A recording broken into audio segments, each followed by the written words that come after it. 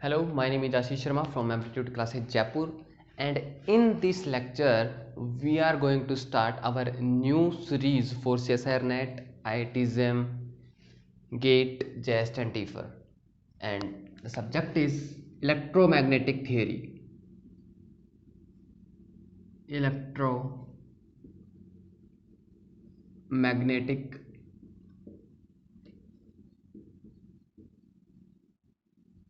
theory और electrodynamics. ठीक है, आप सब लोग भी काफ़ी जो कह रहे थे, तो पहले मैंने सोचा था कि मैं पहले जो एनालॉग है उसको बिल्कुल फिनिश कर देंगे, लेकिन एनालॉग ऑलमोस्ट फिनिश हो चुका है, ओपीएम पे अपना लास्ट स्टेज पे चल रहा है।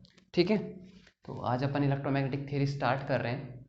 ठीक है, अब ये जो बुक है ये सभी एग्जाम्स के लिए बहुत ज़्यादा इम्पोर्टेंट है, क्योंकि एक बार अपन क्या कर लेते हैं, एक बार इनका पेपर पैटर्न डिस्कस अगर अपन करें तो जो CSIR नेट है, CSIR नेट जो है इस एग्ज़ाम के अंदर मैग्नेटिक थियरी से ऑलमोस्ट 35 मार्क्स के क्वेश्चन आपको मिलेंगे। अब ये जो 35 मार्क्स हैं इसके अंदर आपको बी सेक्शन में भी मिलेंगे क्वेश्चन और सी सेक्शन में भी मिलेंगे। ठीक है, मतलब ऑन एवरेज 35 मार्क्स से 40 तक जो है मार्क्स आते हैं इलेक्ट्रोमैग्नेटिक थियरी से CSIR नेट एग्ज़ाम के अंदर। ठीक है, तो आपको भी लग रहा होगा कि 35 मार्क्स काफ़ी ज़्यादा वेटेज है ये। हाँ, कुछ केसेस ऐसे भी हुए जब मार्क्स जो है थोड़े कम आए कुछ पेपर्स के अंदर, लेकिन अगर मैंने पिछले जितने भी पेपर्स अगर मैं 5 या 6 साल के पेपर देखूंगा, मतलब 12 पेपर जब मैंने देखे, तो 25 मार्क्स से कम किसी भी पेपर में नहीं थे। मतलब एक या दो पेपर में ऐसा हुआ था कि 25 मार्क्स के अराउंड ही जो है क्वेश्चन आए, अदरवाइज सभी पेपर्स में आपको 35 के अराउंड मिलेंगे। तो कम से कम, मतलब अगर आप कम से कम भी ले लेते तो 25 मार्क्स से कम क्वेश्चन नहीं आने वाले हैं, और इसके चांसेस भी बहुत ही कम है कि 25 के आए। अदरवाइज ऑन एवरेज अगर आप देखो तो 35 मार्क्स का जो है एवरेज होता है। ठीक है, ठीक है, इसके बाद अपन बात करते हैं गेट के लिए, गेट फिजिक्स। तो इसके अंदर आप देखोगे तो इसके अंदर ऑन एवरेज आपको 15 मार्क्स तक के जो है क्वेश्चन मिल जाएंगे। कुछ एग्जाम्स के अंदर 15 से ज़्यादा चला जाता है, 16 मार्क्स तक आ जाता है, कुछ एग्जाम में 13 या 14 मार्क्स तक आता है। तो ऑन एवरेज 15 मार्क्स तक के क्वेश्चन आपको किसके अंदर मिलेंगे, गेट के अंदर मिलेंगे। ऐसे अगर अपन किसकी बात करें, IIT जैम की बात करें, IIT जैम की बात करें तो इसके अंदर भी आपको ऑलमोस्ट 25 मार्क्स तक जो है क्वेश्चन मिलेंगे इलेक्ट्रोडायनेमिक्स प्लस वेक्टर अलजेब्रा से। अच्छा, अब कुछ केसेज में अब देखो ये क्या है कि जैसे अगर आप पुराने पेपर देखते हो यानी कि 2013, 14, 15, 16, तो वहाँ पे ऑन एवरेज आपको 25 मार्क्स मिल जाएंगे। लेकिन जैसे आप 2017 के बाद देखते हो तो EMT का जो वेटेज है वो थोड़ा कम हो रहा है ना। जैसे अगर आप 18-19 के पेपर्स के अंदर देखोगे तो ये ऑलमोस्ट 20 मार्क्स तक आ जाता है। कहाँ तक आ जाता है, 20 मार्क्स तक। तो भाई 20 मार्क्स भी जो है बेकार नहीं है। 100 के पेपर में से 20 मार्क्स से अगर कवर हो रहे हैं इलेक्ट्रोमैग्नेटिक थ्योरी से, मतलब इम्पोर्टेंट है। ठीक है, अच्छा, तो ये अपन इन 3 एग्जाम को लेकर फोकस कर रहे हैं। जेस्ट वगैरह का जो है पेपर्स मैंने पुराने एनालाइसिस किए नहीं, कितने क्या वेटेज आ रहा है। और फिर जेस्ट और जो टीफर एग्जाम है उनमें आप देखोगे कि जो क्वेश्चंस होते हैं बिल्कुल नए होते हैं, टॉपिक्स ही कई बार वो चेंज कर लेते हैं, स्विच कर लेते हैं, तो काफ़ी अलग तरीके के वो एग्ज़ाम्स हैं। तो मैं उनको यहाँ पे मतलब छोड़ रहा हूँ कि कितना क्या मार्क्स आता है। अदरवाइज उनसे भी जो है इनका अच्छा वेटेज आपको मिलेगा। ठीक है, ये बात हो गई, ये हो गई आपकी मार्क्स की बात। फिर आती है कि अगर आपको इलेक्ट्रोमैग्नेटिक थियोरी पढ़नी है तो आपको क्या ज़रूरत है पहले पढ़ने के लिए। तो पहले आपको वेक्टर अलजेब्रा पढ़ना पड़ेगा। वेक्टर अलजेब्रा आपको अच्छे से आना चाहिए। अब वेक्टर अलजेब्रा के अंदर जैसे अपन बात करें वेक्टर एडिशन, ये 11th-12th क्लास के अंदर आ जाते हैं अपने वेक्टर एडिशन वगैरह। तो जैसे वेक्टर एडिशन हो गई, क्योंकि जो सीसर नेट की तैयारी कर रहे हैं वो मतलब उनको मैं अच्छा स्टूडेंट मानता हूँ। मतलब ठीक है कि वो थोड़ा बहुत इतनी नॉलेज होगी, लेकिन हो सकता है नहीं भी हो भाई, स्पेशली अगर आप राजस्थान से हो तो ना, राजस्थान में हालत बहुत ख़राब होती है। और IIT जैम के भी बहुत सारे बच्चे जो हैं उनको बिल्कुल बेसिक ही ख़त्म होता है। तो वेक्टर एडिशन है ना, कि किस तरीके से दो वेक्टर को ऐड करना है, इनको किस तरीके से आप कंपोनेंट फॉर्म में लिख सकते हो। ठीक है, कंपोनेंट फॉर्म में लिखना है इनको। उसके बाद स्केलर प्रोडक्ट, वेक्टर प्रोडक्ट, ठीक है, और scalar triple product, vector triple product. तो ये सब आपको अपने जो है वेक्टर अलजेब्रा की अपनी क्या है, एक सीरीज है। आप प्लेलिस्ट में जब देखोगे आप, तो प्लेलिस्ट में आपको मिल जाएगा। तो I will suggest you that finish vector algebra first before reading electromagnetic theory. ठीक है। इसके अलावा जैसे अपने गाउस डाइवर्जेंस थ्योरम हो गई, कर्ल स्टोक थ्योरम हो गई। ठीक है, इन थ्योरम्स का बहुत ज़्यादा यूज है। ग्रेडियंट हो गया, डाइवर्जेंस हो गया, कर्ल हो गया। ठीक है, फिर ये हो गई जैसे ग्रेडियंट हो गया, डाइवर्जेंस हो गया, कर्ल हो गया, इनसे रिलेटेड थ्योरम हो गई। ग्रेडियंट थ्योरम भी होती है, गाउस डाइवर्जेंस थ्योरम होती है, कर्ल स्टोक थ्योरम होती है। ठीक है, उसके बाद इंटीग्रेशंस यानी कि line integral, surface integral and volume integral, इन सब की आपको अच्छी नॉलेज होनी चाहिए। और ये मैंने कंप्लीट सीरीज ऑलरेडी करा दी है, और एक असाइनमेंट भी दी थी, और उन असाइनमेंट को मैंने सोल्व भी करवाया था। लगभग 35 के क्वेश्चन के राउंड करवा दिए थे मैंने। उसके बाद आप लोगों ने कहना स्टार्ट किया कि sir it is not worth to solve assignment, तो मैंने फिर उसको ड्रॉप कर दिया था बीच में। ठीक है, लेकिन फिर भी अगर आपको उनमें से कोई प्रॉब्लम जो बच गई थी, उनमें से कोई प्रॉब्लम नहीं आ रही है, तो आप मुझे भेजना, मैं वीडियो सोल्यूशन बना दूंगा आपको। ठीक है, तो आपको किसकी जरूरत पड़ेगी, वेक्टर अलजेब्रा की। अब आपने वेक्टर अलजेब्रा पढ़ लिया है, ठीक है, उसके बाद आप इलेक्ट्रोमैग्नेटिक थ्योरी पे प्रोसीड कर सकते हो। ठीक है, उसके बाद बात करते हैं अपन रेफरेंस बुक्स की। किसकी बात करते हैं, रेफरेंस बुक्स की। तो जो रेफरेंस बुक मैं फॉलो करने वाला हूँ, सबसे पहली वो बुक होगी डेविड जे ग्रिफिथ की। David J Griffith. और देखो, इस बुक को फॉलो करने के ऐसे तो बहुत सारे तरीके हैं, लेकिन मेनली दो तरीके हैं।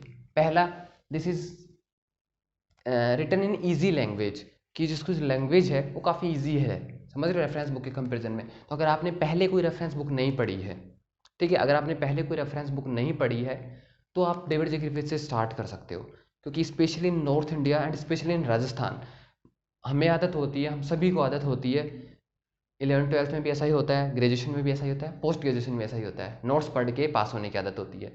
नोट्स पढ़ लिए, पास हो गए, ठीक है। ठीक है, लेकिन अगर आपने कोई बुक नहीं पढ़ी है, तो नॉलेज नहीं क्रिएट होगी, कॉन्सेप्ट नहीं बिल्ड होंगे आपके। और अगर आप डायरेक्ट किसी हाई लेवल के रेफरेंस बुक पे जंप करोगे, तो भाई तोते उड़ जाएंगे। ठीक है, कुछ नहीं बटेगा।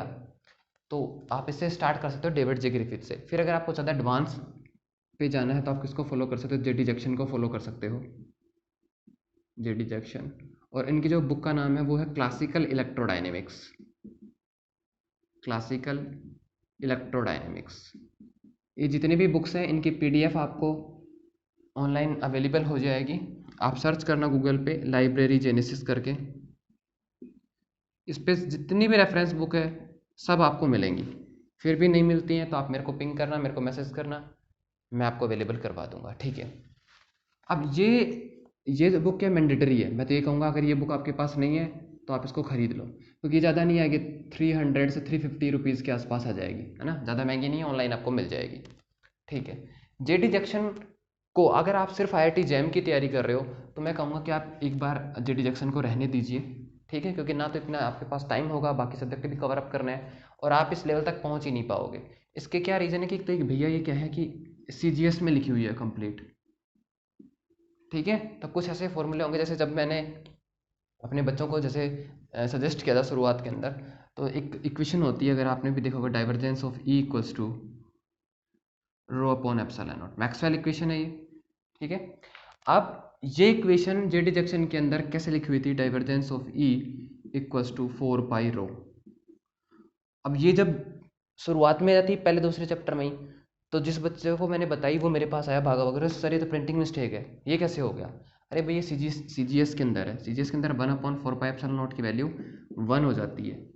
ठीक है, तो इसलिए ऊपर नीचे 4 पाई मल्टीप्लाई करके 1/4 पाई एप्सिलॉन नॉट को 1 लिख देते हैं, तो आपको काफ़ी दिक्कत आ जाएगी, दिक्कत आ जाएगी। तो मैं कहूँगा कि अगर आप सिर्फ आईआईटी जैम की तैयारी कर रहे हो या गेट की प्रिपरेशन कर रहे हो, then go for David J Griffith. और अब अगर आप नेट के पेपर को भी देखो, तो जब से एनटीए ने ऑर्गेनाइज करवाना चालू किया है, छोटे क्वेश्चन आने लगे हैं बजाय बड़े क्वेश्चंस के, तो this book will be perfect.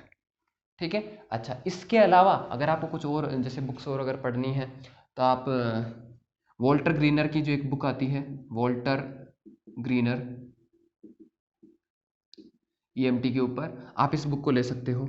आप सोम सीरीज सोम सीरीज़ की जो बुक आती है क्वेश्चन सोल्व करने के लिए, आप उसको ले सकते हो। ठीक है, एक इलेक्ट्रिसिटी एंड मैग्नेटिज्म पे ऐसा डीसी टायल की भी बुक आती है, डीसी टायल। ठीक है, अच्छा, और अगर बुक बताएं तो वाई के लिम की सीरीज़ मिल जाएगी आपको, जितने भी अपने सब्जेक्ट है सबकी मिलेगी। इसके अंदर कितने जितने भी यूनिवर्सिटी एग्जाम्स जो होते हैं, फॉरेन यूनिवर्सिटी के एग्जाम, उनमें आई हुई प्रॉब्लम्स होती हैं। तो अगर आपको प्रॉब्लम सोल्व करनी है, और मज़े की बात है इसके अंदर सोल्व प्रॉब्लम मिलेंगी वाई के लिम के अंदर, तो आप इसको फॉलो कर सकते हो। लेकिन बेस्ट चॉइस क्या रहेगी, आप इससे शुरुआत करो। हाँ, तो मैं दो रीज़न बता रहा था, मैं एक बता के भूल गया। पहला रीज़न तो क्या था कि इजी लैंग्वेज है, आप इजीली समझ पाओगे ना, ऐसा कोई ज़्यादा वो नहीं है कि आप देखोगे मोस्टली इंस्टीट्यूट के अंदर ये बताई जाती है, इसलिए नहीं कि हाँ ये बहुत बहुत ही हाई लेवल की बुक हो गई। भाई JD Jackson is more intuitive than David J Griffith. आपको और ज़्यादा मज़ा आएगा जेडी जैक्सन पढ़ने में, लेकिन वो मज़ा तब आएगा जब आपकी थोड़े बहुत पल्ले पड़ेगी कुछ चीज़ें। ठीक है ना, तो आप डायरेक्टली जेडी जैक्सन पे जंप मत करना, है ना, वरना तो भाई घायल हो जाओगे, नॉकआउट। तो आप डेविड जे ग्रिफिथ से स्टार्ट करो, और जैसे आपकी हाँ आपको लगे कि हाँ मेरे कॉन्सेप्ट बिल्ड हो रहे हैं, उसके बाद आप जेडी जंक्शन पे जा सकते हो। ठीक है, तो जेडी जंक्शन पे आपको दो कंडीशन में जाना है, या तो आप पीएचडी एंट्रेंसेस की तैयारी कर रहे हो, पीएचडी एंट्रेंसेस की तैयारी करो। पीएचडी एंट्रेंसेस में भाई साहब जेडी जंक्शन से ही क्वेश्चन आते हैं, डेविड जे ग्रिफिथ से भी क्वेश्चन आ सकता है, लेकिन बहुत अच्छा क्वेश्चन जो बनता है वो जेडी जंक्शन से बनता है। ठीक है, दूसरी चीज़ कि अगर आप इंटरव्यू वगैरह के लिए जा रहे हो तो आपको जेडी जंक्शन को है फॉलो करना चाहिए। ठीक है, अदरवाइज अपना काम डेविड जे ग्रिफिथ से चल जाएगा। मैं कंप्लीट डेविड जे ग्रिफिथ को फॉलो करने वाला हूँ, सारी प्रॉब्लम अपन इसकी डिस्कस करने वाले हैं। क्लियर है, ठीक है। अच्छा, और अगर आप सोचो कि नहीं यार मेरे तो बेसिक बिल्कुल ख़त्म है, तो आप कॉन्सेप्ट ऑफ फिजिक्स इस बुक को देख सकते हो। ये एच सी वर्मा की बुक है भैया, आईआईटी कानपुर से प्रोफेसर हैं, वो रिटायर्ड प्रोफेसर हैं। ठीक है, लेकिन ये क्या 11th-12th के लेवल की बुक है, तो अगर आप आईआईटी एग्जाम की तैयारी करें तो आप एक बार देख सकते हो, वरना आप डायरेक्ट इस पे जंप करो, कोई प्रॉब्लम नहीं है आपको। जहाँ प्रॉब्लम आती है बुक पढ़ने में आप मेरे को बताओ, अपन प्रॉब्लम डिस्कस कर लेंगे। ठीक है, ठीक है, तो ये हो गई बात रेफरेंस बुक्स की। ये बात हो गई कि आपको क्या चाहिए, क्या पहले ऑलरेडी आना चाहिए, और ये किसकी बात हो गई, मार्किंग स्कीम की। ठीक है, तो ये जनरल चीज़ें जो अपन ने डिस्कस करनी थी वो हो गई हैं। अब अपन आते हैं अपने सब्जेक्ट के ऊपर आते हैं। ठीक है, अच्छा, और शायद एक दो दिन के अंदर जैसे जैसे टॉपिक ख़त्म होते जाएंगे, टॉपिक के साथ ही आपको असाइनमेंट प्रोवाइड करवाने की मैं कोशिश करूँगा। ठीक है, अदरवाइज़ वो 15 डेज़ का तो है ही काम, कि 15 डेज़ के बाद प्रोवाइड करा दें, लेकिन मैं कोशिश कर रहा हूँ कि अभी एक दो जो पढ़ाएंगे अपन, जैसे ओपीएमपी चल रहा है, ओपीएमपी की बनवा दें। ठीक है, एक इलेक्ट्रोस्टैटिक स्टार्ट हो जाएगा, इलेक्ट्रोस्टैटिक की बनवा लें। हाँ, वेक्टर अलजेब्रा के असाइनमेंट मैं ऑलरेडी प्रोवाइड करा चुका हूँ, आप उसको सोल्व कीजिए। कुछ दिक्कत आती है तो आप कांटेक्ट करो। ठीक है, अब बात करते हैं इलेक्ट्रोमैग्नेटिक थ्योरी की। तो इलेक्ट्रोमैग्नेटिक थ्योरी भैया अपन 3 हिस्सों में पढ़ेंगे, 3 पार्ट्स के अंदर। ठीक है, पहला आता है इलेक्ट्रोस्टैटिक,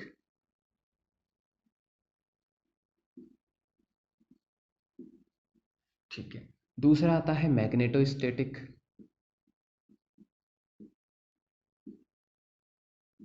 और तीसरा आता है इलेक्ट्रोडायनेमिक्स।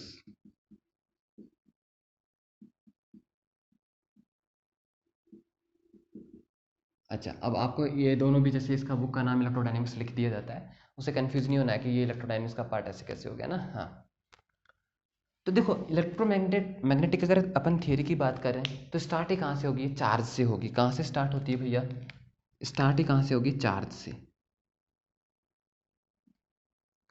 तो चार्ज की जो डेफिनेशन है वो छोटी क्लासेस में अपने आ जाती है। चार्ज क्या है, charge is a fundamental, charge is a fundamental quantity or you can say property of any matter which makes which makes behavior of behavior of behavior of a matter from normal to abnormal. Normal to abnormal. क्या कहा कि fundamental property है matter की, मतलब ये होती ही होती है भैया, फंडामेंटल प्रॉपर्टी होगी मैटर की, ठीक है। साथ में क्या करती है कि जो मैटर है उसका जो बिहेवियर है उसको क्या कर देती है, नॉर्मल से एबनॉर्मल बना देती है। जैसे आप स्केल है, छोटी क्लास में अपन बताया जाता था, तो स्केल है, अगर आप उसको उनको ड्राई हेयर्स पे, सूखे बालों पे रगड़ोगे, कागज़ के टुकड़े के पास ले जाओगे तो कागज़ का टुकड़ा चिपकने लग जाता है, ठीक है। तो क्या था, आपने एक प्लास्टिक के कोन को आपने एक मैग्नेट बना दिया, वो क्या करने लग गया है, किसको उठाने लग गया है, कागज़ के टुकड़े को उठाने लग गया है, ठीक है। उसके बाद आप टीवी स्क्रीन के पास अगर आप हाथ लेके जाओगे तो जो अपने छोटे छोटे हेयर्स होते हैं ये अट्रैक्ट होने लग जाएंगे। अभी तक छोटा सा छोटा कि सर इतने से क्या कर लेंगे, लेकिन भाई स्ट्रॉन्ग मैग्नेट भी होते हैं, इलेक्ट्रिक मैग्नेट होती है, इलेक्ट्रिक जो क्रेन होती हैं उसमें इलेक्ट्रिसिटी फ्लो करा के क्या किया जाता है, हैवी ऑब्जेक्ट्स को भी उठा लिया जाता है। तो ये क्या कर रहा है, कहीं ना कहीं बिहेवियर को, नॉर्मल बिहेवियर को एबनॉर्मल बना रहा है, और ये क्या उसकी फंडामेंटल प्रॉपर्टी है, ठीक है। तो ये है चार्ज। तो अपना जो जितना भी जो इलेक्ट्रोमैग्नेटिक थ्योरी है वो किसके इर्द गिर्द घूमेगी, चार्ज के इर्द गिर्द घूमेगी, ठीक है भैया। तो अब बात करते हैं अपन इलेक्ट्रोस्टैटिक, ठीक है। अच्छा, तो जब अपन पूरी इलेक्ट्रोमैग्नेटिक थ्योरी पढ़ेंगे अपन, तो अपन बात करेंगे source charges and test charges. तो सोर्स चार्ज का मतलब ये है कि आप जिस चार्ज की वजह से कहीं पे इलेक्ट्रिक फील्ड कैलकुलेट कर रहे हो, या वहाँ पे पोटेंशियल कैलकुलेट कर रहे हो, या उसकी वजह से किसी और ऑब्जेक्ट पे आप फोर्स कैलकुलेट कर रहे हो, तो जिसकी वजह से सारी चीज़ें हो रही हैं, जिसकी वजह से सारी चीज़ें हो रही हैं, अपन उसको कहेंगे सोर्स चार्ज।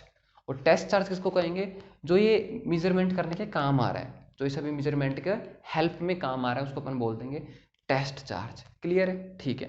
तो सबसे पहले अगर अपन इलेक्ट्रोस्टैटिक की बात करें, तो इलेक्ट्रोस्टैटिक में क्या होगा, इसके अंदर स्टैटिक का मतलब क्या होता है, रुका होना।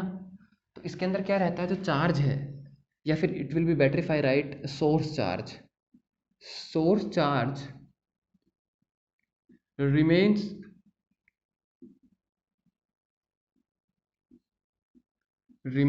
स्टैटिक। क्या कहा मैंने कि सोर्स चार्ज जो है वो स्टैटिक रहेगा। तो क्या टेस्ट चार्ज मूव कर सकते हैं, हाँ टेस्ट चार्ज मूव कर सकते हैं। कैसे, वो अपन आगे बताएंगे, छोटा सा यहाँ पे बता देते हैं आपको। पोटेंशियल की जो डेफिनेशन बताई जाती है इलेक्ट्रिक पोटेंशियल की, वो क्या बताई जाती है, electric potential due to any capital charge, या फिर any charge capital Q at distance R is given by work done to carry a unit point charge from infinity to that point। क्या कहा, electric potential due to capital Q at distance small R is given by work done to carry a unit test charge, यानी कि जिसका unit test charge का मतलब जो 1 coulomb, charge की unit क्या होती है, कूलम्ब होती है, ठीक है। 1 coulomb unit to carry unit test charge from infinity to that point. कौन सा पॉइंट, ऑब्जर्वेशन पॉइंट। तो कैरी कर रहे हैं इसको, टेस्ट चार्ज मूव हो रहा है ना, हाँ तो ध्यान रखना टेस्ट चार्ज मूव कर सकते हैं। और इसके अलावा अपन और भी क्वेश्चन करेंगे, जैसे यहाँ पे क्यू रख दिया, यहाँ पे क्यू रख दिया, यहाँ पे एक चार्ज रख दिया अपन ने स्मॉल क्यू, कहा कि भैया ये ऑसिलेट करेगा, कब करेगा, कैसे करेगा, किस सिचुएशन में करेगा, कितनी फ्रीक्वेंसी होगी ऑसिलेशन की। तो देखो ये टेस्ट चार्जेस क्या कर सकते हैं, मूव कर सकते हैं आप, जिनकी वजह से फोर्स, जिनकी वजह से इलेक्ट्रिक फील्ड, या जिनकी वजह से पोटेंशियल कैलकुलेट कर रहे हो, वो स्टैटिक रहेंगे। क्लियर है, ठीक। तो सोर्स चार्ज रिमेन्स स्टैटिक। अच्छा, तो फिर मैग्नेटोस्टैटिक में क्या होता है, मैग्नेटोस्टैटिक में भैया जो चार्जेस हैं वो क्या करते हैं, यूनिफॉर्म वेलोसिटी से मूव करेंगे। क्या करेंगे, charges move with uniform velocity, मतलब एक्सेलरेटेड नहीं होंगे, ठीक है। क्यों, क्योंकि जो लोरेंज फोर्स होता है अपना, मैग्नेटिक फोर्स जो होता है एफ बी, ये कितना होता है, Q V vector cross B vector. मतलब जब तक वेलोसिटी नहीं होगी तब तक ये लगेगा ही नहीं, तब तक मैग्नेटोस्टैटिक का कोई मतलब ही नहीं है। इसका मतलब charge move with uniform velocity, ठीक है, ठीक है। तो बोला सर ठीक है ये बात, तो फिर अपन इसको स्टैटिक क्यों कह रहे हैं, अगर मूव ही कर रहा है। तो ये जो स्टैटिक वर्ड है ये किसके लिए यूज किया जाता है, यहाँ पे करंट के लिए यूज किया जाता है। तो मैग्नेटोस्टैटिक में क्या होता है, करंट रिमेन्स स्टेडी। स्टैटिक कौन हो गया, करंट, मतलब डीसी करंट रहेंगे ओनली, करंट रिमेन्स स्टेडी। तो स्टैटिक वर्ड किसके लिए यूज हुआ है मैग्नेटोस्टैटिक में, करंट के लिए यूज हो रहा है, ठीक है, स्टेडी। मतलब ओनली डीसी करंट रहेंगे। क्लियर है?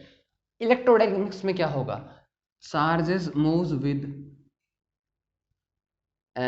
वेरिएबल वेलोसिटी, और you can say that charge have in accelerated motion,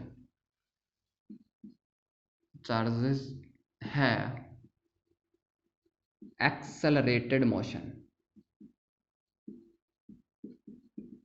तो भैया चार्ज एक्सेलरेट करेंगे। अब जब चार्ज एक्सेलरेट करेंगे तो एक्सेलरेट करते हैं तो क्या होता है, आपको पता है इलेक्ट्रोमैग्नेटिक वेव रेडिएट करते हैं। तो इसके अंदर अपन किसको पढ़ेंगे, इलेक्ट्रोमैग्नेटिक रेडिएशन को पढ़ेंगे, इलेक्ट्रोमैग्नेटिक वेव या फिर इलेक्ट्रोमैग्नेटिक रेडिएशन को पढ़ेंगे। ठीक है, अच्छा। तो आईआईटी जैम के लिए इतना ही पढ़ेंगे, लेकिन इसके बाद अगर अपन गेट की बात करें और किसकी बात करें, सेसर नेट की बात करें, तो उसके बाद अपने को थोड़ा सा माइक्रोवेव इलेक्ट्रॉनिक्स का थोड़ा पार्ट पढ़ना पड़ता है इसके लिए इलेक्ट्रोडायनेमिक्स के अंदर। और वो आता है जैसे वेव गाइड से, शायद लास्ट जो पेपर था नेट का उसके अंदर वेव गाइड से क्वेश्चन भी आया था।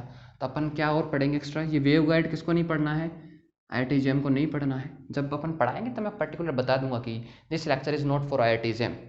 अदरवाइज जितने भी जो लेक्चर्स होंगे वो सभी के लिए कॉमन होंगे, इलेक्ट्रोस्टैटिक सभी के लिए कॉमन होगा, मैग्नेटोस्टैटिक सभी के लिए कॉमन होगा, यहाँ तक सभी के लिए कॉमन होगा। कुछ आगे के पार्ट आएंगे वेवगाइड फिनोमिना वगैरह के, वो आपको नहीं पढ़ने हैं, किनको, आईआईटी जैम वालों को, लेकिन वो अभी बहुत दूर की बात है। ठीक है, हाँ। तो ये हो गया अपना बेसिक क्लासिफिकेशन। ठीक है, तो अपन पहले इलेक्ट्रोस्टैटिक पढ़ेंगे, after electrostatic we will go for magnetostatic and then we will go for electrodynamics. ठीक है, अब देखो इलेक्ट्रोस्टैटिक से अगर आप सेसर नेट में देखो तो क्वेश्चन आ जाता है, लेकिन मोस्टली चांस जो क्वेश्चन होता है, देखो एक क्वेश्चन तो ऐसे फिक्स है, ईएम वेव से क्वेश्चन आएगा ही आएगा, चाहे कोई भी एग्जाम हो, चाहे वो सेसर नेट हो, चाहे आईआईटी जैम हो, चाहे गेट हो, चाहे जेस्ट हो, आए मतलब इलेक्ट्रोमैग्नेटिक वेव से क्वेश्चन कन्फर्म है। यहाँ पे इलेक्ट्रोस्टैटिक में आसान क्वेश्चन भी आ जाता है, इस बार सेसर नेट में बहुत आसान क्वेश्चन आया था। अदरवाइज यहाँ से जो क्वेश्चन आता है वो आता है कंडक्टर से, किससे आता है, कंडक्टर से आएगा या फिर डायरेक्ट्रिक से आएगा, कंडक्टर इज़ वेरी इंपॉर्टेंट। ठीक है, बाकी मैग्नेटोस्टैटिक से प्रॉब्लम आती हैं, लेकिन आपको इलेक्ट्रोस्टैटिक अच्छे से पढ़ना है, क्योंकि अगर आपने इलेक्ट्रोस्टैटिक को अच्छे से कवर किया तो आपको मैग्नेटोस्टैटिक में इतना टाइम नहीं लगेगा। उसके बाद अपन जैसे इसके अंदर फैराडे लॉ वगैरह पढ़ेंगे, लेंज लॉ पढ़ेंगे, बिल्कुल दिक्कत नहीं आएगी, और इलेक्ट्रोडायनेमिक्स में भी कोई दिक्कत नहीं आएगी। तो आपको इलेक्ट्रोस्टैटिक को अच्छे से पढ़ना है, पहली चीज़। दूसरी, इसका एक और फायदा इलेक्ट्रोस्टैटिक पढ़ने का, कि जब अपन क्लासिकल मैकेनिक्स के अंदर जाते हैं, किसके अंदर जाते हैं, क्लासिकल मैकेनिक्स के अंदर जब जाते हैं, तो क्लासिकल मैकेनिक्स में भी इस तरीके के क्वेश्चन होते हैं ग्रेविटेशनल पोटेंशियल निकालने के या ग्रेविटेशनल फील्ड निकालने के। तो वो जो प्रॉब्लम्स होती हैं ग्रेविटेशनल फील्ड और ग्रेविटेशनल पोटेंशियल की, वो बिल्कुल एनालॉगी रखती हैं, किसके साथ, सिमिलरिटी रखते हैं इलेक्ट्रोस्टैटिक के साथ। ठीक है, क्योंकि ग्रेविटेशनल जो लॉ है Gm1m2/r², वो बिल्कुल एनालॉगस है कूलम्ब लॉ के K(Q1Q2)/r² के। क्लियर है? तो ये ध्यान रखना है, electrostatic is really really important. ठीक है, तो क्लासिफिकेशन हो गया, अब अपन स्टार्ट करते हैं इलेक्ट्रोस्टैटिक। तो इलेक्ट्रोस्टैटिक स्टार्ट होती है भैया कहाँ से, कूलम्ब लॉ से। कहाँ से स्टार्ट होती है, कूलम्ब लॉ से।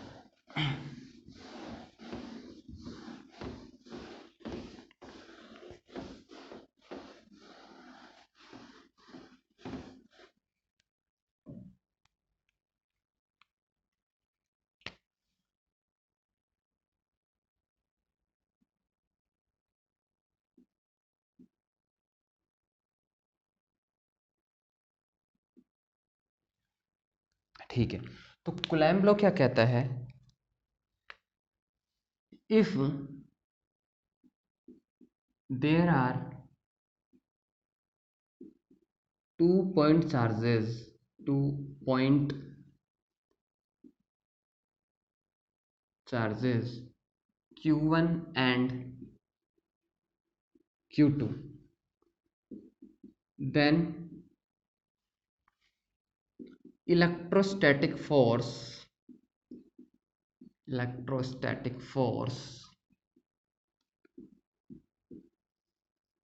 between them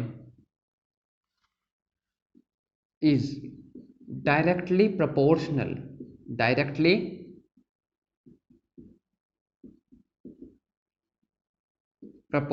to the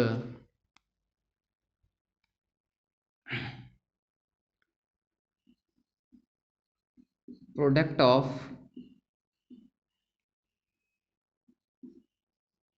charges and inversely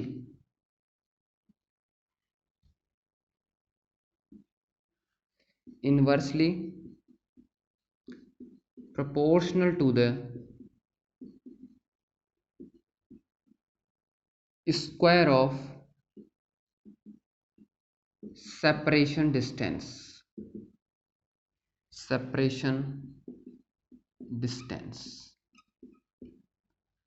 ठीक है। क्या कहा अपन ने कि if there are two point charges Q1 and Q2 then electrostatic force between them is directly proportional to the product of charges, यानी कि Q1 Q2, प्रोडक्ट क्या हो गया Q1 Q2 गुणा करना, and inversely proportional to the square of separation distance, जो उनकी separation distance है उसके स्क्वायर के इनवर्सली प्रोपोर्शनल हो गया। तो मान लो ये अपना चार्ज है Q1 और ये अपना चार्ज है Q2 और इनके बीच की जो सेपरेशन डिस्टेंस है ये है R, ठीक है। तो जो अपना इलेक्ट्रोस्टैटिक जो फोर्स हो गया वो क्या हो गया भैया, प्रोपोर्शनल हो गया दोनों के प्रोडक्ट के और इनवर्सली प्रोपोर्शनल हो गया उनके बीच की सेपरेशन डिस्टेंस के स्क्वायर के, ठीक है। प्रोपोर्शनलिटी जो कांस्टेंट आता है वो यहाँ पे आ जाता है अपना कूलम्ब कांस्टेंट के Q1 Q2 upon R square. तो यह आ गया अपना कूलम्ब लॉ। अब एक चीज ध्यान रखना, यहाँ पे K क्या है, कूलम्ब कांस्टेंट है, लेकिन इलेक्ट्रोडायनेमिक्स में के अंदर अपन K किसको रिप्रेजेंट करते हैं, K से किसको रिप्रेजेंट करते हैं, डाइलेक्ट्रिक कांस्टेंट को भी करते हैं। किसको करते हैं, डाइलेक्ट्रिक कांस्टेंट को भी करते हैं। तो इससे कंफ्यूज मत हो जाना, दीज के आर डिफरेंट, ठीक है ना। ये बेसिकली एप्सिलॉन आर होता है, ठीक है ना। हाँ, ये के अलग है, वो के अलग है। इसीलिए अगर आप कोई भी रेफरेंस बुक देखोगे तो आपको ये फॉर्म नहीं मिलेगी, इवन डेविड जी ग्रिफिथ में भी शायद ये आपको नहीं मिलेगा। आपको ये क्या मिलेगा, क्योंकि आपको पता है के इक्वल टू कितना होता है 1/4 पाई एप्सिलॉन नॉट। तो आपको ये मिलने के बजाय, के मिलने के बजाय हमेशा ये फॉर्मूला किस तरीके से मिलेगा, Q1 Q2 upon 4 pi epsilon not R square, इस तरीके से मिलेगा। क्यों, ताकि कन्फ्यूजन ना हो। तो मैं आगे मैं भी के यूज़ नहीं करूँगा कूलम्ब कांस्टेंट के लिए, मैं इसको इसी तरीके से लिखा करूँगा 4 pi epsilon not R square, ठीक है। ठीक है, पहली चीज़। दूसरी चीज़, इलेक्ट्रोडायनेमिक्स के अंदर मैं सारे जो नोटेशन लूँगा एक जैसे लूँगा, इसीलिए ये जो मैं जहाँ पे मैं ये वाला R बना रहा हूँ वहाँ यही R बनाना है, जहाँ ये R बना रहा हूँ वहाँ यही बनाना है। इसकी एक वजह है कि मैं इन दोनों का जो यूज़ है वो सेपरेट करूँगा। ये मैं जनरली किन्हीं भी आर्बिट्ररी डिस्टेंस के लिए यूज़ करूँगा, ठीक है ना। जैसे दो चार्ज के बीच की सेपरेशन डिस्टेंस हो गई, या चार्ज और ऑब्जर्वेशन पॉइंट के बीच की जो डिस्टेंस हो गई। और ये जो आर है ये मैं किससे यूज़ करूँगा, ओरिजिन से यूज़ करूँगा इस आर को हमेशा। जब भी मुझे ओरिजिन से क्या बतानी पड़ेगी, observation, origin to observation point, मतलब मैं ये आर किसके लिए यूज़ करूँगा, ओरिजिन से ऑब्जर्वेशन पॉइंट तक के डिस्टेंस के लिए यूज़ करूँगा, ठीक है। और प्राइम कोऑर्डिनेट और मैं यूज़ करूँगा, जैसे आर प्राइम। तो प्राइम कोऑर्डिनेट, ये जो डैश हो सकता है आप इसको डैश बोलते हो, इसको प्राइम बोलते हैं, आर प्राइम। तो जो प्राइम कोऑर्डिनेट्स हैं वो मैं किसके लिए यूज़ करूँगा, चार्ज डिस्ट्रीब्यूशन के लिए, मतलब origin to position of charge और you can say charge element. इस चीज़ को समझो, मैं क्या समझाने की कोशिश कर रहा हूँ, क्योंकि अपने को देखो भाई, बिना फ्रेम ऑफ रेफरेंस के चीज़ें पढ़ना काफ़ी मुश्किल होता है, ठीक है। तो हालांकि यहाँ पे अपने को दिक्कत नहीं आएगी, अपन न्यूमेरिकल ही जो है न्यूमेरिकली चीज़ें पढ़ते हैं। लेकिन मैं जो है एक एमएससी के लिए कोर्स भी जब स्टार्ट करूँगा तो वहाँ पे अपने क्या पढ़ते हैं, अपन डेरिवेशंस पढ़ते हैं, ठीक है, फॉर्मूले डिराइव करते हैं। तो वहाँ पे अपने को इनकी बहुत ज़्यादा ज़रूरत पड़ती है, तो बार बार स्विच ना हो, इसलिए जो मैं पर्टिकुलर नोटेशन को मैं फॉलो करता हूँ। तो इसका देखो मतलब क्या हो गया, जैसे मान लो यहाँ पे चार्ज रखा हुआ है कैपिटल Q और मुझे इस पॉइंट पे क्या निकालना है, इलेक्ट्रिक फील्ड निकालना है, और ये रेफरेंस फ्रेम है। तो मैं ऑब्जर्वेशन पॉइंट से ये जो डिस्टेंस है इसके लिए मैं ये R यूज़ करूँगा, और जो चार्ज डिस्ट्रीब्यूशन की जो ओरिजिन से डिस्टेंस के लिए R प्राइम, और बाकी जितनी भी डिस्टेंसेज बच गई, जैसे चार्ज से चार्ज के बीच की बच गई, या चार्ज से ऑब्जर्वेशन पॉइंट के बीच की बच गई, इसको मैं आर, इस तरीके के आर से डिनोट करूँगा, ठीक है।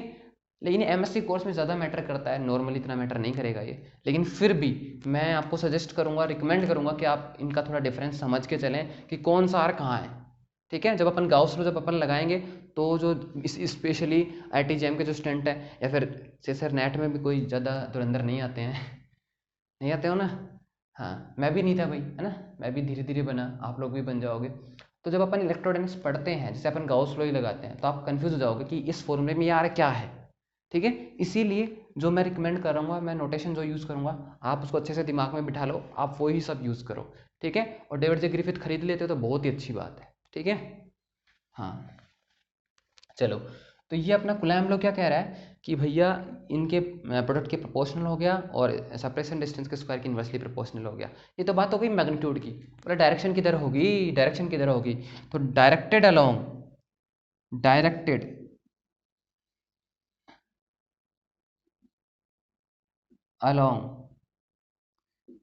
द लाइन जॉइनिंग, हमेशा कहाँ लगेगा, लाइन जॉइनिंग के अलोंग लगेगा,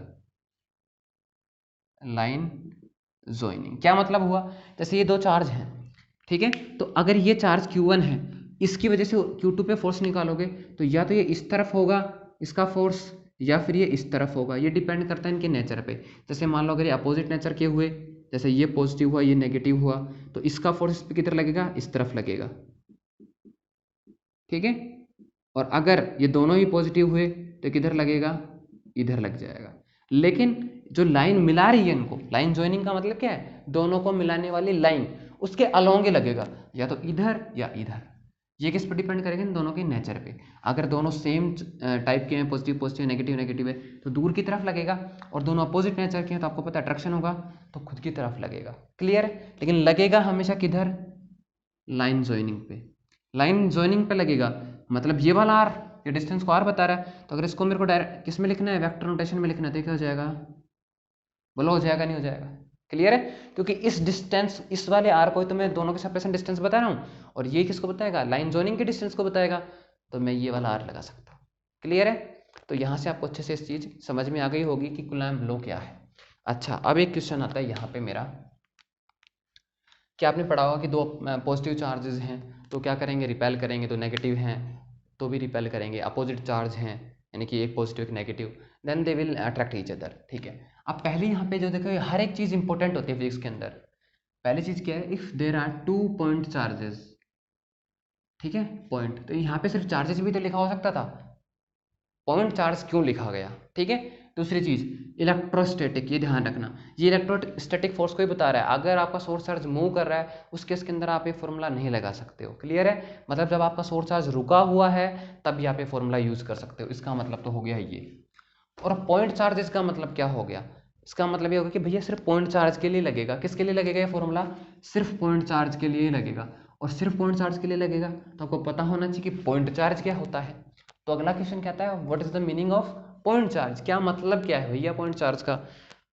तो एक चीज ध्यान रखना, फिजिक्स के अंदर कुछ भी मीनिंगलेस नहीं होता है ना। मतलब it is not like a comparison with mathematicians, but actually they do not have any idea about what they are talking.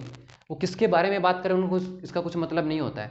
Mathematics में बिलीव करते हैं उतना ही ठीक है, फिजिक्स जो है मतलब हर एक वर्ड का मतलब होगा यहाँ पे। मैथमेटिशियंस चाहते हैं देखो एन डायमेंशनल स्पेस, फिर कहेंगे नहीं यार अपना तो प्रैक्टिकली देखते हैं, अपन तो 3D पे आ जाते हैं, ठीक है, तो 3D में आके बात करेंगे। फिजिक्स वाले उल्टा चलते हैं, देख रहे हैं 3D नहीं एन डायमेंशनल में जाऊंगा मैं तो फिजिक्स में क्या होता है, सिंपल से कॉम्प्लेक्सिटी की तरफ बढ़ते हैं। क्यों, क्योंकि फिजिकल मीनिंग चाहिए उनको हर चीज़ को कि यार इसको इस तरीके से लगा देंगे तो क्या होगा, ऐसे क्या लगा देंगे तो क्या हो जाएगा। मैथमेटिशियंस कॉम्प्लेक्सिटी से किधर आते हैं, शिफ्ट होते हैं कन्वीनियंट की तरफ, मतलब इजी की तरफ, स्पेशल केसेस की बात करते हैं। मैथमेटिशियन सिर्फ स्पेशल केसेस की बात करते हैं, जबकि फिजिसिस्ट क्या करते हैं, जनरल केसेस की बात करते हैं। अगर आपको पता हो तो जो लोरेंज ट्रांसफॉर्मेशन जिनको आप पढ़ते हो, लोरेंज ट्रांसफॉर्मेशन पढ़ते हैं स्पेशल थ्योरी ऑफ रिलेटिविटी में, तो आपको पता हो तो लोरेंज ट्रांसफॉर्मेशन STR के आने से बहुत पहले आ चुके थे। जब आइंस्टाइन ने STR दिया, मतलब स्पेशल थियरी ऑफ रिलेटिविटी बताई, एक्सप्लेन की, उससे बहुत पहले लॉरेंज ट्रांसफॉर्मेशन आ चुका था। Lorentz was a mathematician.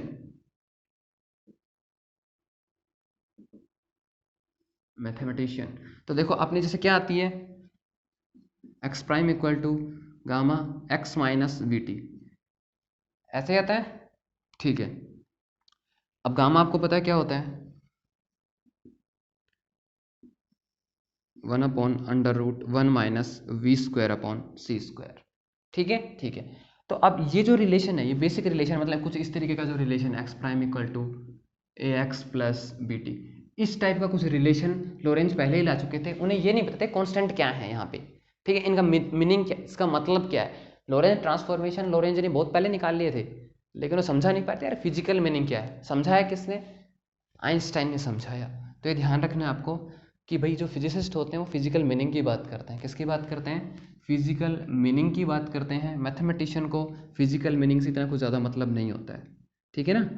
तो अगर मैंने कहा कि पॉइंट चार्ज, तो पॉइंट चार्ज अगर मैंने कहा है तो इसका मतलब भैया कुछ तो मतलब है। तो पॉइंट चार्ज का क्या मतलब है कि अगर आपका जो चार्ज का जो ऑब्जेक्ट है अगर उसका साइज जो सेपरेशन डिस्टेंस की आप बात कर रहे हो उसके कंपेरिजन में बहुत छोटा हो जाए। जैसे मान लो एक छोटी सी इतनी सी बॉल थी, ठीक है, और इसके ऊपर चार्ज है, कितना चार्ज है, स्मॉल क्यू चार्ज है, और आपको इस पॉइंट पे क्या निकालना है, इलेक्ट्रिक फील्ड निकालना है इस चार्ज की वजह से। ठीक है, ठीक है। तो अब देखो इसका जो साइज है, इसकी जो सेपरेशन डिस्टेंस है, जो साइज है वो क्या हो गया है, जो आप डिस्टेंस कैलकुलेट कर रहे हो, जो ऑब्जर्वेशन पॉइंट की जो डिस्टेंस है अपनी, या जो सेपरेशन डिस्टेंस है, वो क्या हो गई है, बहुत बहुत बड़ी हो गई है, साइज बहुत छोटा हो गया है। तो अगर साइज बहुत छोटा हो गया है, ठीक है, उस केस के अंदर आप इसको क्या मान सकते हो, पॉइंट चार्ज मान सकते हो। क्लियर है। जैसे ये मान के चलो अगर एक क्रिकेट की बॉल है, ठीक है, और उससे आपको अगर ग्राउंड से बाहर किसी पॉइंट पे, मतलब ग्राउंड से भी बाहर किसी पॉइंट पे अगर इलेक्ट्रिक फील्ड कैलकुलेट करना है, ठीक है, तो आप जो कूलम्ब लॉ है उसको फॉलो कर सकते हो, क्योंकि कूलम्ब लॉ से F vector equals to Q into E vector, electric field पे भी अपन आएंगे। तो आप इजीली जो है यूज़ कर सकते हो कौन सा, इलेक्ट्रोस्टैटिक। तो समझ में आ रही है मेरी बात, पॉइंट चार्ज का मतलब जो उसका साइज है, वो जो सेपरेशन डिस्टेंस है ऑब्जर्वेशन पॉइंट की उस चार्ज से, वो क्या हो, बहुत बहुत कम हो, साइज बहुत कम हो। ठीक है, उस केस में अपन उसको क्या बोल सकते हैं, पॉइंट चार्ज बोल सकते हैं। तो इसका मतलब क्या है कि क्रिकेट की बॉल भी पॉइंट चार्ज हो सकती है, एक फुटबॉल भी पॉइंट चार्ज हो सकती है, डिपेंड करता है कि ऑब्जर्वेशन पॉइंट कहाँ पर है। क्लियर है, ठीक है। अच्छा, और ये तो बताने की जरूरत होगी नहीं कि जो इलेक्ट्रोमैग्नेटिक फोर्सेज जो होते हैं वो अपने नेचर के सबसे स्ट्रॉन्ग फोर्सेज होते हैं। ठीक है, क्योंकि अगर ये सबसे स्ट्रॉन्ग फोर्सेज नहीं होते, जो मार्कर मेरे हाथ पे रखे हुए हैं, अरे धरती कितना वजन है, 10⁻26 अराउंड के जी है, 26, समझ रहे हो, 10 के आगे 26 जीरो लगा दूं मैं, इतना वेट है इसका, तो खींच लेती है तो ग्रेविटेशनल फोर्स। लेकिन इलेक्ट्रोमैग्नेटिक फोर्स जो है मेरा, जो मेरी मसल्स का, वो उनको क्या कर रहा है, रोके रखा हुआ है। ठीक है, तो जो इलेक्ट्रोमैग्नेटिक फोर्स है वो काफ़ी ज़्यादा स्ट्रॉन्ग है in comparison to gravitational force. तो ये आप बात आपको ध्यान में रखनी है कि स्ट्रॉन्गेस्ट फोर्स होते हैं। ठीक है। अच्छा, इससे ज़्यादा फिर न्यूक्लियर फोर्स जो होते हैं इलेक्ट्रोमैग्नेटिक फोर्स से भी ज़्यादा स्ट्रॉन्ग होते हैं, लेकिन मैं ग्रेविटेशनल अगर फोर्स से कंपेरिजन कराऊँ तो स्ट्रॉन्गर होते हैं। तो it will not be better if I call electromagnetic forces strongest, because strongest forces are nuclear forces. ठीक है। अच्छा, दूसरी चीज़, इनकी जो इफेक्टिवनेस होती है वो इन्फिनिटी तक होती है। ठीक है, मतलब रेंज कहाँ तक होती है, अनंत तक होती है। क्लियर है, जबकि न्यूक्लियर फोर्स में ऐसा नहीं है। तो ये बेसिक हो गया कि कूलम्ब लॉ क्या है, किस तरीके से क्या चीज़ें होने वाली है। ठीक है, ठीक है। अब आगे अपन कूलम्ब लॉ पे बेस्ड कुछ क्वेश्चन करते हैं, और इस क्वेश्चन के बाद आपको ये मुझे बताना है कि मुझे कूलम्ब लॉ पे और कितने क्वेश्चन करवाने चाहिए। क्योंकि देखो जनरली क्या होता है, टीचर कम से कम 20 क्वेश्चन करवा देते हैं, but I don't think that कि इस क्लास के अंदर 20 क्वेश्चन करवाने चाहिए कूलम्ब लॉ के ऊपर, क्योंकि coulomb law is very very basic law. ठीक है, लेकिन फिर भी अगर आपको ऐसे कोई प्रॉब्लम आती है तो कोई दिक्कत नहीं है ना, अपन करेंगे। तो जैसे मैं बात कर लेता हूँ, जैसे मैं एक इक्विलेटरल ट्राइंगल ले लेता हूँ, क्या ले लेता हूँ, इक्विलेटरल ट्राइंगल ले लेता हूँ। ठीक है, इक्विलेटरल ट्राइंगल का क्या मतलब होता है कि सारी जितनी भी साइड्स जो हैं इसकी, वो क्या है, इक्वल हैं, और जितने भी एंगल्स हो गए, इंटरनल एंगल, ये 60 डिग्री हो गए, और हर एक कॉर्नर के ऊपर मैं कितना चार्ज रख देता हूँ, प्लस क्यू चार्ज रख लेता हूँ। कितना रख लेता हूँ, प्लस क्यू चार्ज रख लेता हूँ। ठीक है, और पूछता हूँ कि भैया आप इसके सेंट्रॉइड के ऊपर, कहाँ पे, सेंट्रॉइड के ऊपर एक चार्ज रखा हुआ है कैपिटल क्यू, कितना रखा हुआ है कैपिटल क्यू, इस पे कितना फोर्स लगेगा, find the force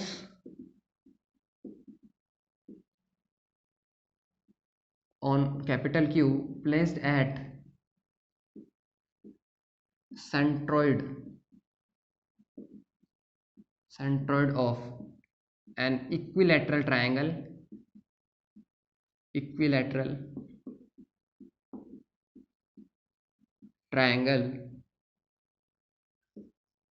which have small q charge at each corner। Clear है? ठीक है। तो इस पे जाने से पहले मैं आपको एक जो काफ़ी अमेजिंग चीज़ है फिजिक्स के अंदर, सुपरपोजिशन थ्योरम की मैं बात कर लेता हूँ। ठीक है? हाँ, क्योंकि एक्चुअली मुझे भी नहीं पता है कि आपको कितना बेसिक से मुझे स्टार्ट करना है। ठीक है ना? तो मैं जैसे मुझे लगता है कि हाँ यार ये चीज़ ठीक है, ज़्यादा बेसिक है, छोड़ देता हूँ, फिर मुझे अचानक याद आ जाता है तो मैं बताने लग जाता हूँ। तो आप मुझे बताना कि कितने बेसिक से स्टार्ट करना। अगर आप कहोगे तो मैं और थोड़ा सोचूंगा कि और थोड़ा बेसिक से स्टार्ट अपन करें। तो सुपर पोजिशन थ्योरम हो सकता है ये आपको बहुत ईजी लगे और हो सकता है आपको इसका स्टेटमेंट भी पता हो, बट यू क्या कहूँ, मतलब मैं इसकी जो ब्यूटीफुलनेस है, मतलब ये मुझे जब मैं शुरुआत के अंदर जब स्कूल के अंदर पढ़ा था मुझे बहुत ईजी लगा, क्या है यार कुछ भी नहीं है इसमें। फिर जैसे मैंने डिबेट जीगर फिर पढ़ी, जेडी जैक्सन के ऊपर आया, मैं पिछले 2 साल से कंटिन्यूस ईएमटी पढ़ा रहा हूँ। तो जब मैंने रेफरेंस बुक से पढ़ना स्टार्ट किया, अचानक से मुझे अपने आप ऐसा फील हुआ कि यार this law is really very very amazing. इतना आसान नहीं है, हालांकि ये क्या है, एक प्रैक्टिकल एस्पेक्ट है, इसका कोई लॉजिकल फैक्ट नहीं था। सुपरपोजिशन थ्योरम का एक प्रैक्टिकल एस्पेक्ट था। तो ये क्या कहता है कि आप ये समझने से पहले एक चीज़ को समझो कि जैसे मान लो ये 2 चार्जेज हैं, ये Q1 है, ये Q2 है। ठीक है? तो देखो अगर आप फोर्स निकाल रहे हो, सेकंड पे निकाल रहे हो, सेकंड पे किसकी वजह से, फर्स्ट चार्ज की वजह से, तो ये की नोटेशन भी समझ लो। हमेशा जिसकी वजह से निकाल रहा हूँ मैं उसको पहले लिखूंगा, जिस पर निकाल रहा हूँ उसको बाद में लिखूंगा। तो F21 vector is nothing but force on Q2 यानी force on second charge due to first charge. ठीक है? तो ये कितना हो जाएगा भैया, 1/4πε0 Q1 Q2 upon R21 square and R21 cap. तो R21 कैप क्या है, R21 क्या हो गया, 1 से 2 की तरफ जो डिस्टेंस है, तो 1 से 2 की तरफ मतलब ये क्या हो गया, R21 कैप। ऐसे ही अगर मैं किसकी बात करूं, Q2 की वजह से इस पे बात करूं, तो किधर लगेगा, इस तरफ लगेगा। तो ये क्या जगह, सेकंड से फर्स्ट की तरफ, तो 2 से 1 की तरफ, ये हो गया। तो अगर मेरे को क्या चाहिए, F12 वेक्टर चाहिए, मतलब सेकंड चार्ज की वजह से फर्स्ट पे चार्ज चाहिए, फर्स्ट पे फोर्स चाहिए। तो Q1 Q2 और ये डिस्टेंस क्या है, R12 का स्क्वायर, और ये क्या आएगा R12 कैप। तो R12 क्या बता रहा है, 2 से फर्स्ट की तरफ यानी सेकंड से फर्स्ट की तरफ, और ये क्या बता रहा है, फर्स्ट से सेकंड की तरफ। क्लियर है? ठीक है, तो ये आपको हो गया। अच्छा, अब आप ये नोटिस कर रहे होगे कि जो ये दोनों हैं इनका जो डायरेक्शन है ये क्या है, ऐसे लिख सकता हूँ ना मैं इसको, अरे जस्ट अपोजिट है तो जस्ट नेगेटिव पुट कर सकता हूँ। इसका मतलब क्या हो गया कि देखो बाकी सब चीज़ें तो सेम हैं ही, इसका मतलब F21 वेक्टर बेसिकली किसके बराबर हो गया, माइनस ऑफ F12 वेक्टर के। तो ये किसको बता रहा है, एक्शन रिएक्शन लॉ को बता रहा है, न्यूटन के एक्शन रिएक्शन लॉ को बता रहा है। इसका मतलब Coulomb's law also satisfies action reaction law. मतलब जितना फोर्स पहला चार्ज दूसरे पे लगा रहा है उतना ही फोर्स दूसरा चार्ज पहले पे लगा रहा है, ये हो गया। ठीक है, अब बात करते हैं अपन सुपरपोजिशन थ्योरम की कि ये क्या कहती है भैया ना। तो देखो ये तो बात हो गई कि जब एक चार्ज था, अब मान के चलो कि यहाँ पे बहुत सारे पॉइंट चार्जेज है, Q1 Q2 Q3 and so on, बहुत सारे हैं, मैं 3 बना रहा हूँ, और एक ही टेस्ट चार्ज है कैपिटल Q। तो पहले जब सिर्फ Q1 था, पहले सिर्फ Q1 था, उस पर ये फोर्स लगा रहा था, Q1 फोर्स लगा रहा था, और एक किस तरफ लगा रहा था, ये इस तरफ फोर्स लगा रहा था। ठीक है, इसको मैं F1 वेक्टर कह देता हूँ। उसके बाद Q2 आया, तो Q2 किधर लगाएगा फोर्स, इसको मैं F2 वेक्टर कह देता हूँ। फिर Q3 जब आ गया भैया, तो Q3 भी फोर्स लगाएगा। ठीक है, तो Q3 किधर फोर्स लगाएगा, इस तरफ फोर्स लगाएगा। तो सुपरपोजिशन थ्योरम क्या कहती है, स्टेटमेंट लिखता हूं मैं, इट विल बी बैटरीफाई right, net force on test charge, या फिर एनी चार्ज भी लिख सकते हो, due two charges Q1 Q2 Q3 और अगर और बहुत सारे हैं। नेट का मतलब टोटल, भाई इन तीन फोर्स आ गए, तीनों की डायरेक्शन है, तो वेक्टर एडिशन करना आपको आता है। यहाँ पे देखो सुपरपोजिशन थ्योरम से करेंगे अपन इक्वेशन, अप्लाई करके बता दूंगा।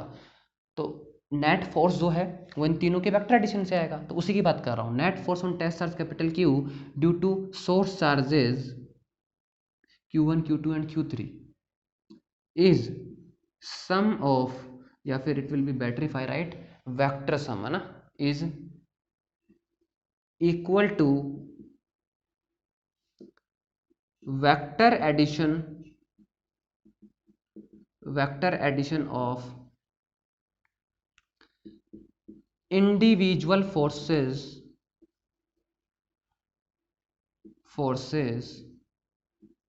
exerted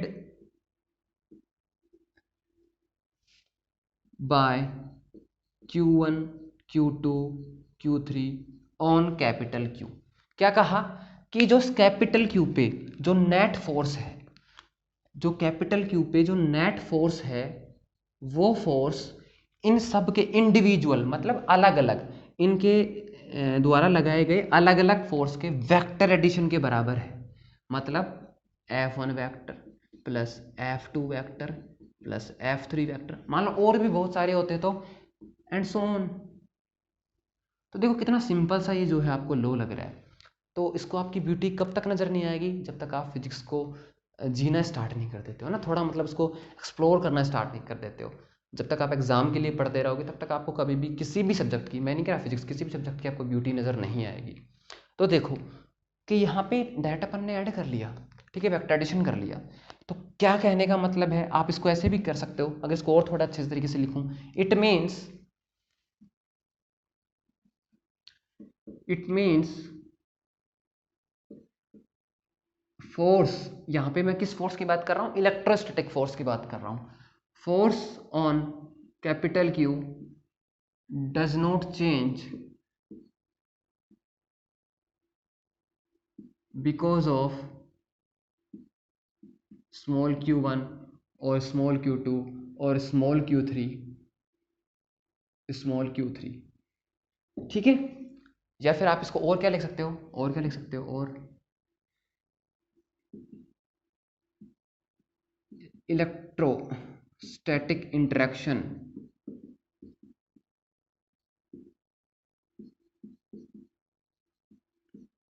between charges does not change because of presence of other charges। क्या कहा, electrostatic interaction between charges does not change because of the presence of other charges. मान लो पहले सिर्फ ये था और सिर्फ ये था, तो ये जो इस पे फोर्स लगा रहा था वो F1 वेक्टर था, ठीक है। अब जब Q2 आ गया तो भी ये इस पर इतना ही फोर्स लगाएगा, इसमें कोई बदलाव नहीं आएगा। मतलब जब अकेला Q1 था, अकेला स्मॉल Q1 था, तब भी ये इस पे F1 लगा रहा था। अब Q2 के आ जाने के बाद भी ये इतना ही फोर्स लगाएगा, इसका फोर्स नहीं बदलेगा। ऐसे ही अब Q2 ने F2 कितना लगा दिया, F2, इसने F1। अब Q3 नहीं था, लेकिन जब Q3 आया तब भी Q1 तो अभी भी इस पे कितना लगा रहा है, F1 ही लगा रहा है, Q2 अभी भी F2 ही लगा रहा है, और ये खुद का अलग लगा रहा है। मतलब कहने का मतलब किसी और के आ जाने से इनके इंटरेक्शन पे कोई फर्क नहीं पड़ा। इंसानों की तरह नहीं है भैया, है ना। अपनी लाइफ में ऑलरेडी इंसान है, कोई नया इंसान आता है तो थोड़ा चेंज हो सकता है ना। हाँ, वो अलग बात है आपका भी दिल बड़ा हो, ठीक है। ये दिल बड़े जैसी घटनाएं हैं। कैसे कि देखो आप मजे की बात, जो कैपिटल Q है यहाँ पे 3 चार्ज आ गए, लेकिन ये भाई साहब इंट्रैक्शन बदलने के लिए तैयार नहीं है। ये जितने इंट्रैक्शन इनके बीच पहले थी वो ही इन दो के आने के बाद है, लेकिन नेचुरली इंसानों के साथ ऐसा नहीं होता है किसी और के आ जाने के बाद, समझ रहे हो। हाँ, थोड़ा सिचुएशन बदल सकती है, ठीक है, और बदलनी भी चाहिए, नेचुरल है। अगर आपकी सिचुएशन नहीं बदल रही है तो आप फिर एबनॉर्मल हो, डॉक्टर को दिखाओ भाई, ठीक है ना। ठीक है, तो ये देखो अब यहाँ से आपको थोड़ा समझ में आया होगा कि हाँ यार ये अच्छा है यार, देखो कि इनका जो इंट्रैक्शन है ये किसी और चार्ज से क्या नहीं हो रहा है, अफेक्टेड नहीं हो रहा है। मतलब ये आपस में जितना फोर्स एग्जर्ट कर रहे थे, चाहे यहाँ पे कितने भी चार्ज ले आओ, उसके बावजूद भी आपस में इनका इंट्रैक्शन उतना ही रहेगा, ठीक है। छोटी क्लास में सिर्फ इतनी सी बात बताई जाती है, उसके बाद हो सकता है आपने ये चीज़ भी पढ़ ली हो कि इंट्रैक्शन चेंज नहीं हो रहा है, ठीक है। ठीक है, यहाँ तक आपको थोड़ा सा, जिन्होंने सिर्फ इतना पढ़ा था, यहाँ से उनको थोड़ा समझ में आया होगा कि देखो भाई मेरे यार बदलना चाहना है ना, वो सिचुएशन इनकी ये नहीं बदल रहे हैं, यहाँ से 50 चार्ज ले आओ, इन दोनों के बीच कंट्रैक्शन वही रहेगा, क्लियर है, ठीक है। अब एक और अगर मैं आपको चीज़ बताऊं तो मेरा क्वेश्चन है, अब क्वेश्चन क्या है उस चीज़ को समझो आप, कि क्या हो कि अगर जैसे अभी अपना चार्ज जो फोर्स है वो क्या है, कि ये सोर्स चार्ज है मान लो, तो सोर्स चार्ज है, तो ये फॉर्मूला क्या होता है, Q into Q upon R square, यही होता है। क्या हो अगर ये फोर्स, मान लो आप कोई और कांस्टेंट ले लेता हूँ, मैं सी ले लेता हूँ, और ये जो फोर्स है ये सोर्स चार्ज के स्क्वायर के प्रोपोर्शनल हो जाए, क्या हो जाए कि जो इलेक्ट्रोस्टैटिक फोर्स है वो प्रोपोर्शनल हो जाए सोर्स चार्ज के स्क्वायर के, सोर्स चार्ज के स्क्वायर के। क्वेश्चन है मेरा, नेक्स्ट क्लास में मैं डिस्कस करूंगा। अगर ये जो फोर्स है ये सोर्स चार्ज के स्क्वायर के प्रोपोर्शनल हो जाए, तब भी क्या सुपरपोजिशन थ्योरम वैलिड रहेगी या नहीं रहेगी, ठीक है। तो आपको बताना है मुझे कि अगर ये फोर्स किसके प्रोपोर्शनल हो जाए, सोर्स चार्ज के स्क्वायर के प्रोपोर्शनल हो जाए, तो क्या सुपरपोजिशन थ्योरम वैलिड रहेगी, रहेगी या नहीं रहेगी, आपको मुझे बताना है, ठीक है। सिंपल कॉन्सेप्ट, आपको सिर्फ ये देखना है, आप इसको देखना, थोड़ा कंपेयर करना, थोड़ा खुद से दिमाग लगाना स्टार्ट करो, बहुत टाइम है अभी एग्जाम के अंदर, ठीक है। एग्जाम टाइम में अपन खींच लेंगे मीटर, कोई दिक्कत नहीं है, ठीक है ना। अभी कॉन्सेप्ट बिल्ड करो अपने, और जो पहले से जो दोबारा एग्जाम दे चुके हो यार, आराम से पढ़ो, कोई इश्यू नहीं है, इतना मतलब लोड लेने की जरूरत नहीं है, ठीक है। हाँ, तो ये सुपरपोजिशन थ्योरम हो गई। अब मैं इस प्रॉब्लम के ऊपर आ जाता हूँ, ठीक है। एक बार यार मैं कैमरा देख लेता हूँ।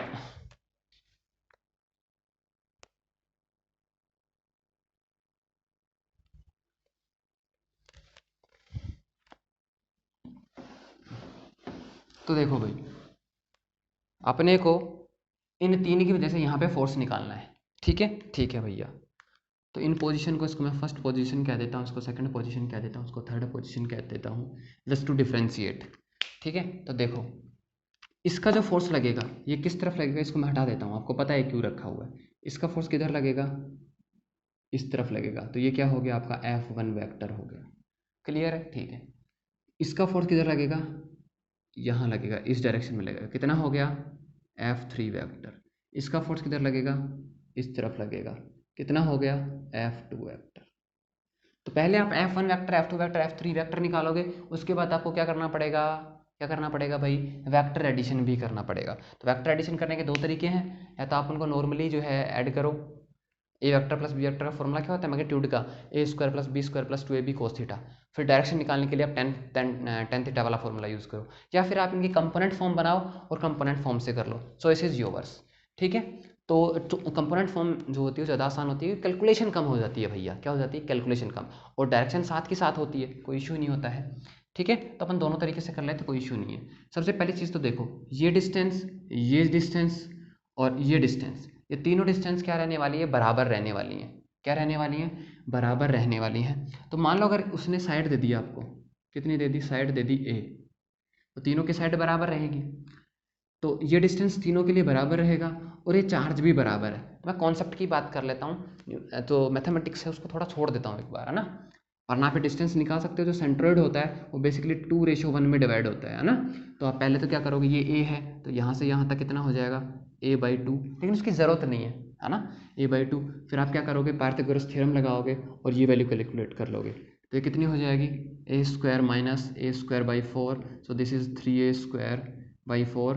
तो ये हो गया क्या, ये परपेंडिकुलर हो गया, बेसिकली परपेंडिकुलर का स्क्वायर, परपेंडिकुलर चाहिए तो √3/2 और a हो गया, मतलब पूरा।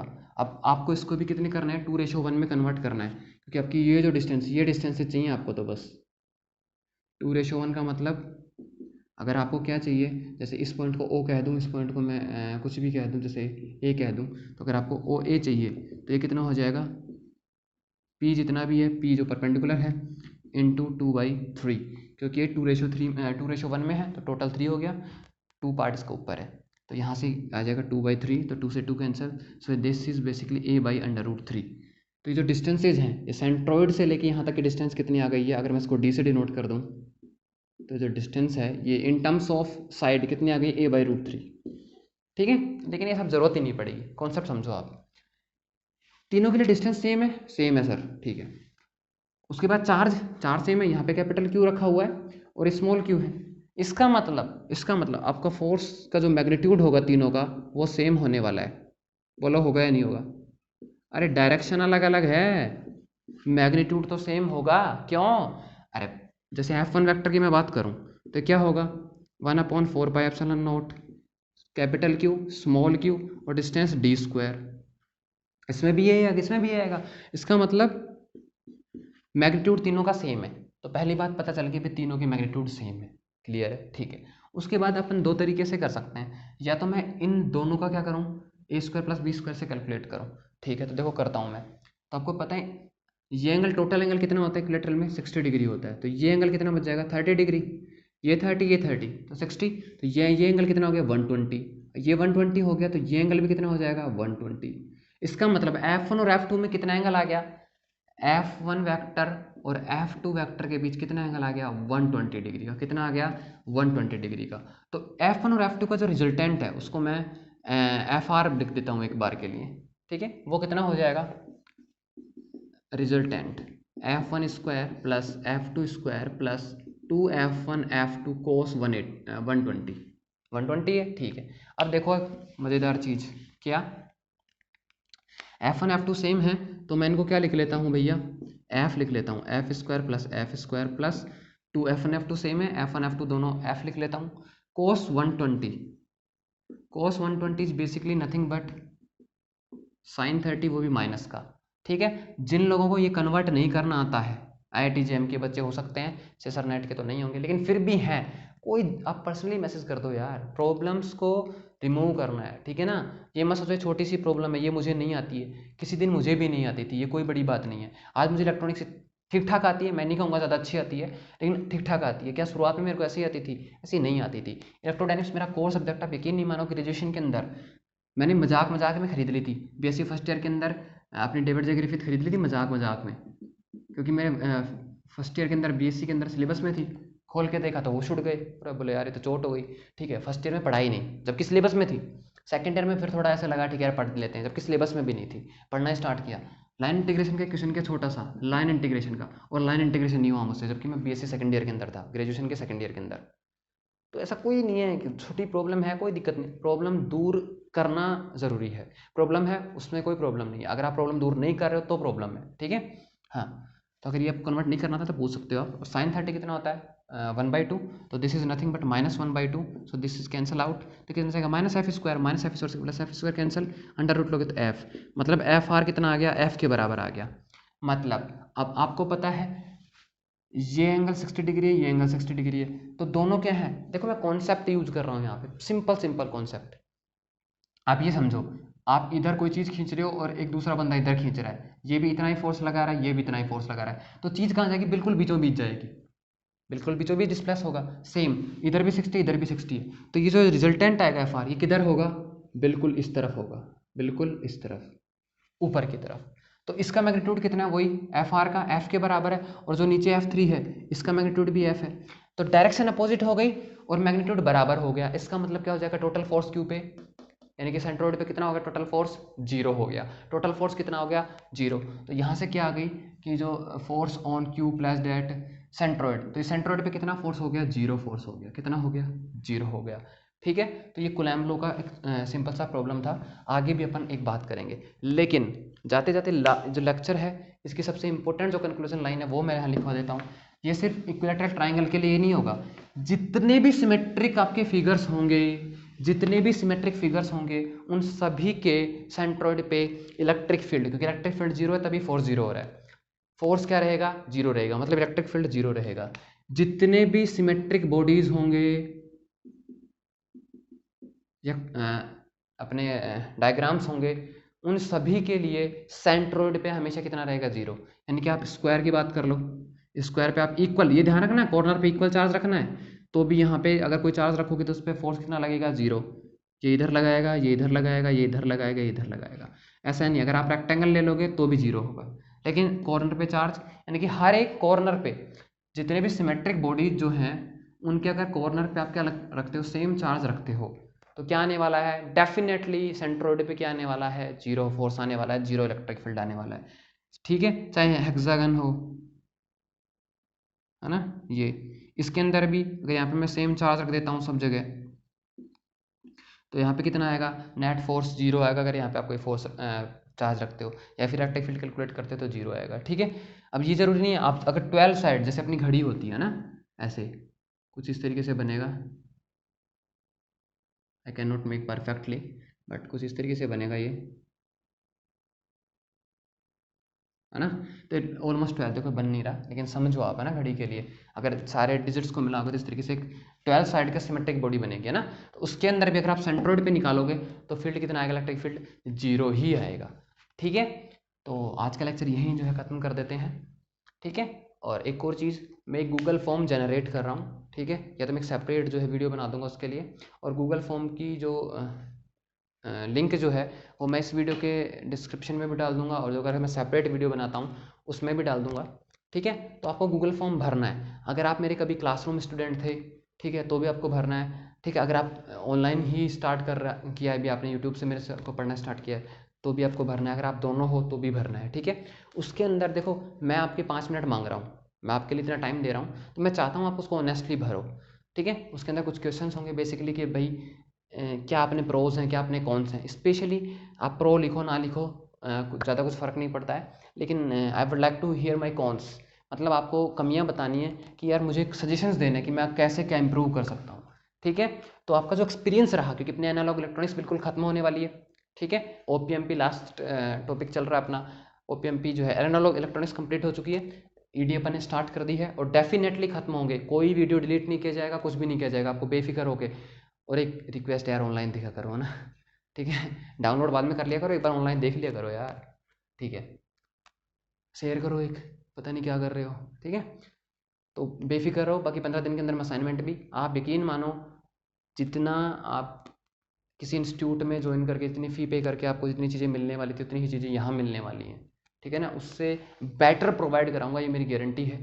ठीक है, अगर आपका कोई दोस्त ज्वाइन कर रखा हो तो उसको भी एक बार पूछ लेना। ठीक है, बाद में तो वो फॉर्म भरना है आपको डेफिनेटली, गूगल फॉर्म एक तरीके से फीडबैक फॉर्म है। ठीक है ना, और feedback is necessary for me, for my improvement. अगर मैं इंप्रूवमेंट करता हूँ तो बेसिक सी बात है उसका फ़ायदा आपको भी होगा। तो आप अपनी कीमती 5 मिनट निकालें, आपने मेरे चाहे एक लेक्चर देखा है, 2 लेक्चर देखे हैं, पूरी प्लेलिस्ट देखी है, आपको क्या अच्छा लगा वो बताना है, क्या जो बेकार लगा वो बताना है, और क्या अपन इम्प्रूव कर सकते हैं, वो सारी चीज़ें जो आपको सजेस्ट करनी है।